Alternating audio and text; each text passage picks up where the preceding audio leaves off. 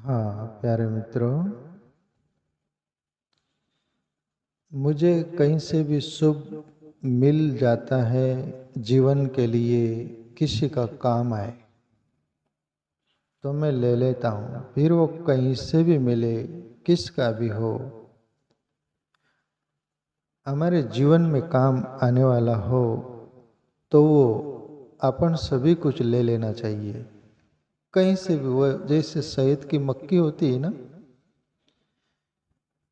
शहद की मक्खी होती अनेक फूल पर बैठती है, वहां से वो रस लेती है। वो कोई ये नहीं सोचती कि वो फूल है, वो फूल है, ये फूल है, ऐसा नहीं सोचती वो। ऐसा ही अपन सब कहीं से भी शुभ मिले ले लेना, और अपना काम आए तो और किसी का काम आए ये भी सोचकर ट्रांसफर कर देना। तो ये सूत्र मुझे मिला, किसी ने दिया, तो मैं उस पर चर्चा करना चाहूँ। है किसका मुझे मालूम नहीं। जो जरूरत से ज्यादा मिले उसे नसीब कहते हैं। सब कुछ हो फिर भी रोए उसे बदनसीब कहते हैं। जो जिंदगी में कम पाकर भी हमेशा खुश रहे उसे खुश नसीब कहते हैं। अब इस पर अपन चर्चा करेंगे। नसीबवान कौन, बदनसीब कौन, खुश नसीब कौन। तीन तल पर व्यक्ति दुनिया रहती है, तो अपन टटोले अपने अंदर कि हम खुश नसीब है कि बदनसीब है कि खुश नसीब है। देख लेना अपने अंदर, ठीक है। जो जरूरत से ज्यादा मिले उसे नसीब कहते हैं। आप जरूरत से ज्यादा मिले उसे नसीब कैसे कहते हैं? बिल्कुल प्रैक्टिकल है। अपन बारीकी से सोचते नहीं, जाड़े मोटे सोचते करके अपन जीते हैं। बारीकी से सोचोगे तो वो फौजी वाली बात हो जाएगी। मिलिट्री में गया एक फौजी भर्ती, उसको अधिकारी बोलता है लेफ्ट राइट, वो जो होते हैं सिट डाउन, वो सब कुछ, वो बैठक उठक चारों ओर घूमने फिरने का जो भी अधिकारी बोलता है वो कुछ नहीं करता। तो वो अधिकारी बोलता है कि तू कोई काम का नहीं, अभी आ ही गया है तो तू किचन में, रसोई घर में, वो जो भोजन बनाने का काम कर तू, उसमें भी एक काम करना कि वो कुछ मटर बीनना हो तो बड़े बड़े अलग करना, छोटे अलग कर देना। दो बात सुना वो। अब तीसरा आ गया, उसमें एक बड़ा था, एक छोटा था, एक उसमें मध्यस्थ था। तो वो सोचा कि अधिकारी बोला है बड़े अलग करना, छोटे, ये मध्यस्थ वाला किधर करना। वो कुछ नहीं, वो बेटा है, कुछ नहीं किया। अधिकारी आया, वो बोला कि तू ये सफाई नहीं किया, साफ सुथरा नहीं किया। बोले आपने बोला बड़ा एक तरफ करना, छोटा है बीच में का जो है वो किधर करना आपने बोला नहीं, तो मैं सोच रहा हूँ वो क्या करूं।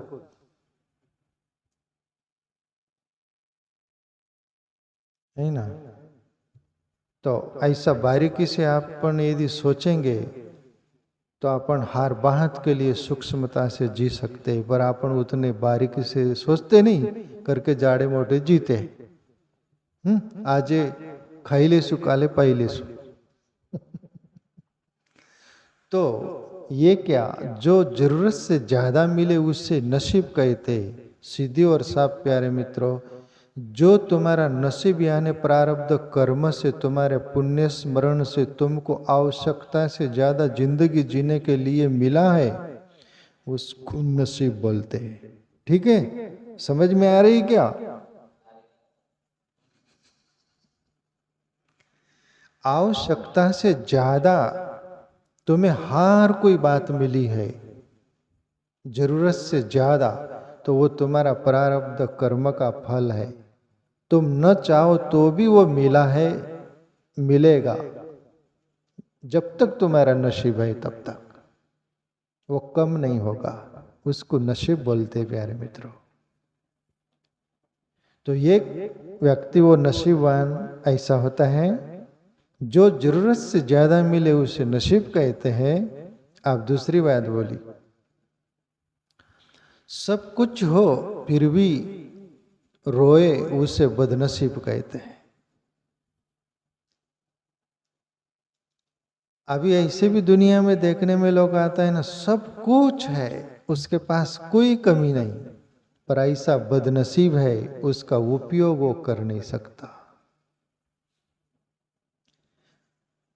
जिनकी मिठाइयों की दुकान है बड़ी बड़ी, सब कुछ वो है, पर डायबिटीज है, शुगर है, ऐसा कुछ है, डॉक्टर बोलते कि मिठाई खाना ही मत, खाया कि द एंड, मिठाई खाता नहीं।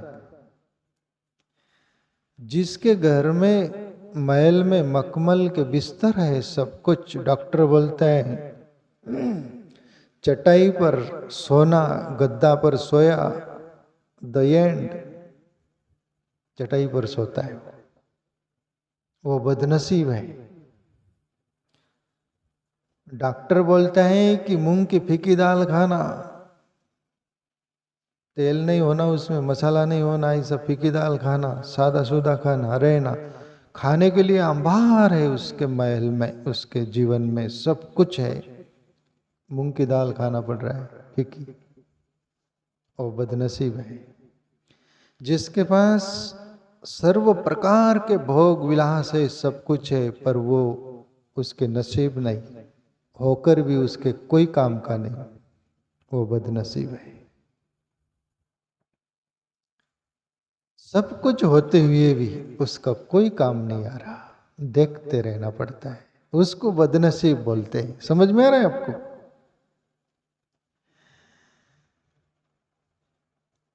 आप तीसरी बात बोली, जो जिंदगी में कम पाकर भी हमेशा खुश रहे उसे खुश नसीब कहते हैं।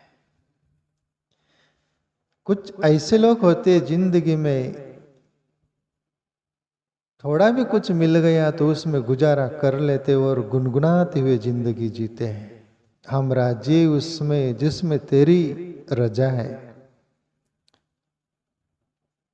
न शिकायत न फरियाद, न शिकवे न वादे।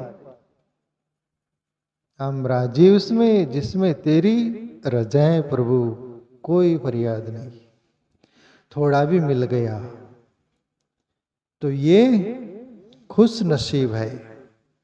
जिसके पास नसीब से कुछ मिला भी नहीं और बदनसीब पना भी नहीं, बहुत सारा मिलकर उसका सदुपयोग नहीं कर सके, ऐसा भी नहीं, पर जो भी कुछ मिल जाए उसमें गुजारा कर लेता है, वो खुश नसीब।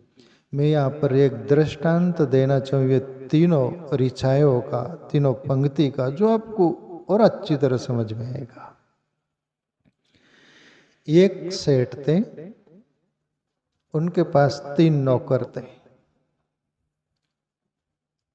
3 नौकर थे तो एक नौकर को वो सब चाबी हाथ में सौंप दी और 2 नौकर उसके पास में दे दिए कि आप इनसे काम ले सकते हो और ये चाबी है, आपको जो पैसा लगे, जो कुछ लगे, आप ही मालिक है, मेरे से कुछ मांगना नहीं, आपको जो भी चाहिए खुद ब खुद ले लेना, जैसे आप ही मालिक हो।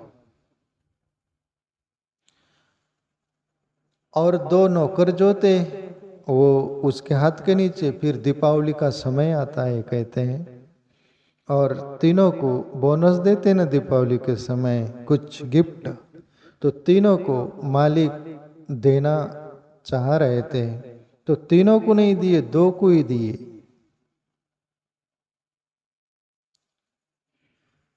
दो को ही दी, एक को 1000 रुपया दिया, एक को 100 रुपया दिया। जो ईमानदार था उसको 100 ही रुपया दिया वो सेठ, और जो बदमाश बोल दो कि बेईमान बोल दो कि व्यसनाधीन बोल दो कि जिसको 1000 रुपया भी कम गिरे, उसको 1000 रुपया दिया, और सज्जन को 100 रुपया दिया, और जिसके पास चाबी दे रखा था सब कुछ, उसको कुछ नहीं दिया। अब यहां पर तो समझ में नहीं आएगा ना, तीनों को बराबर देना चाहिए, ऐसा नियम है ना, नीति बोलती है ना। पर यहां फर्क क्यों? ये तीनों सूत्र आपको समझ में आए इसलिए बोल रहा हूं। पहले वाला जिसके पास चाबी दी थी वो सेठ ने, ये सब कुछ तेरा ही है, तो ही मालिक है जैसे, ऐसे ही ये पहली पंक्ति, जो जरूरत से ज्यादा मिले उसे नसीब कहते हैं।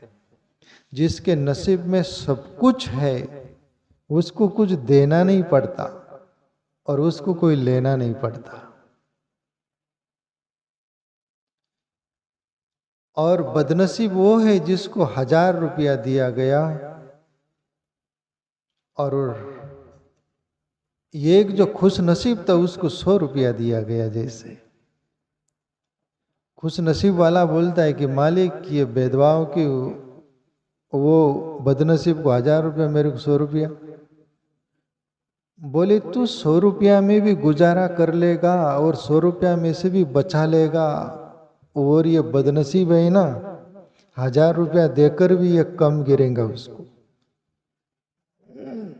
इसलिए बदनसीब है करके 1000 रुपया दिया, तेरे को 100 रुपया दिया।